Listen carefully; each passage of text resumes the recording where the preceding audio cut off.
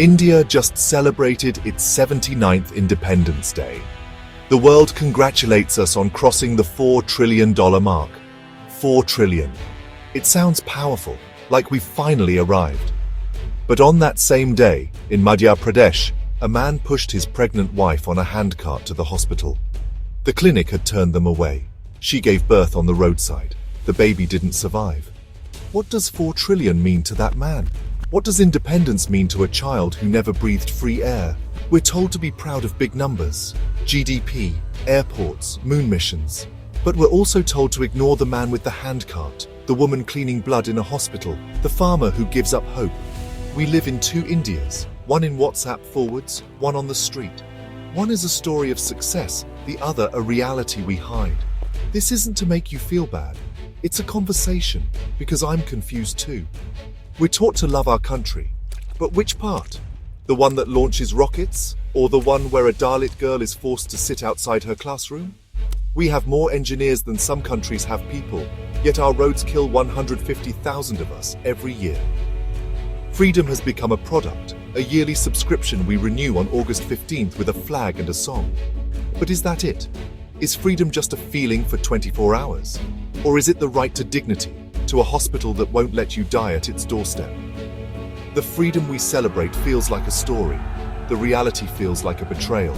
So let's talk about this betrayal. Let's talk about why 99.6% of us may never be truly independent.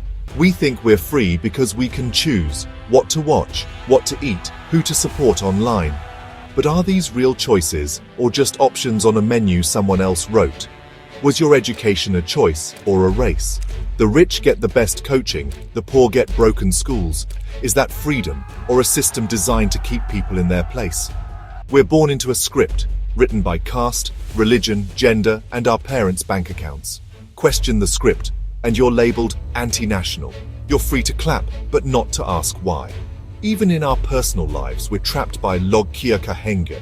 What will people say? We become wardens of our own jails, not free from family, neighbors, or the fear of being different. We roar in stadiums, but whisper for our rights. The most dangerous part. We start believing the script is our own. We defend our cages, celebrate our chains, and accept injustice as normal. This quiet surrender is the opposite of independence. It's the most comfortable form of slavery. So, are you really making choices? Or just picking the cage you find most comfortable? Let's talk about a pothole. Just a hole in the road, right? But it's a symbol of a broken promise. Over 150,000 Indians die on our roads every year, more than some wars. It's not just about roads. It's about every system that's supposed to protect us but fails us. Hospitals, water, schools. These aren't just infrastructure failures, they're failures of empathy. The system sees us as numbers, not people. We can send missions to Mars, but can't get a pregnant woman to a hospital safely. Our response? We get used to it. We build bubbles of comfort and pretend the world outside doesn't exist. We've outsourced our rights to private companies, health, education, security. If you have money, you can buy your way out. But what about the 99.6% who can't? This is the personal cost of systemic failure. Anxiety, helplessness, anger. It's the fear when your daughter is late, the helplessness when you can't afford care, the anger when your taxes vanish. This is the daily reality of our independence. It's a life lived on the defensive, a struggle for basic dignity. And the pothole? It's a reminder that the ground beneath us isn't as solid as we think. That's the real state of our freedom. We see these stories every day. The handcart, the girl outside the classroom, the family grieving a pothole death. We feel a pang of sadness, then scroll on. We've mastered the art of looking away. But every time we choose silence, we give our consent. We tell the system it can keep failing us. Our silence is not passive. It's a vote for the status quo. When millions are silent, it creates a roar of apathy that lets corruption and injustice thrive. This is the end of the first act. We see the pain, the failures, the broken promise of independence. Now we stand at a crossroads, keep scrolling, or do something different. But before solutions, we must ask, why are we so silent? What distracts us so completely? The real magic trick is the circus of distraction, keeping us entertained while our house is on fire. Welcome to the circus. Our ringmasters? Not temple gods, but cricketers and movie stars. We worship them, build temples for them, perform pujas for their posters. And what do they ask in return? Chew pan masala, use fairness creams, gamble on fantasy apps. These are our heroes, selling poison for a price. We've outsourced our morality to people selling us self-destruction, one ad at a time. We celebrate their victories, never question their conscience. Why? Because it's easier to worship a star than appreciate a teacher or an activist. Hero worship is a tool of control. As long as we debate Virat versus Rohit, we ignore unemployment, inflation, democracy. The circus keeps us entertained, anesthetized, and distracted. While we're busy, our pockets are picked and our future is sold. This is the price of blind adoration. The real heroes are invisible, while the gods of the screen sell us dreams and distractions, and we applaud. If celebrity worship is the main event, the sideshows are just as powerful. Turn on the TV, reality shows reward cruelty, comedy shows normalize prejudice. We laugh, but it chips away at our empathy. Our phones, once tools for knowledge, are now digital casinos.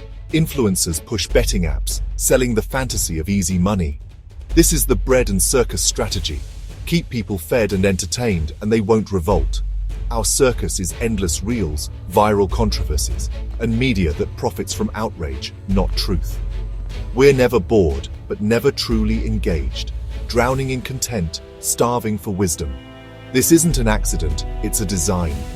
A system built to keep us occupied with the trivial, so we never focus on the essential. The most sophisticated prison ever built. Willing inmates, bars made of entertainment. We're distracted, divided, and docile. The circus is everywhere, and we're all in the audience. The question is, can we ever leave? Or do we even want to? Here we are, trapped in a circus. Our heroes sell us poison. Our entertainment teaches cruelty. Our phones turn us into gamblers. The script of our lives is written by advertisers, algorithms, and media houses. We think we're in control, but the music is played by someone else. We're angry at the wrong people, passionate about the wrong things, busy with tasks that don't matter. This is the end of Act 2. The question, if we're not writing our own script, who is? Can we take back the pen? Can we leave the circus and listen to our own voice?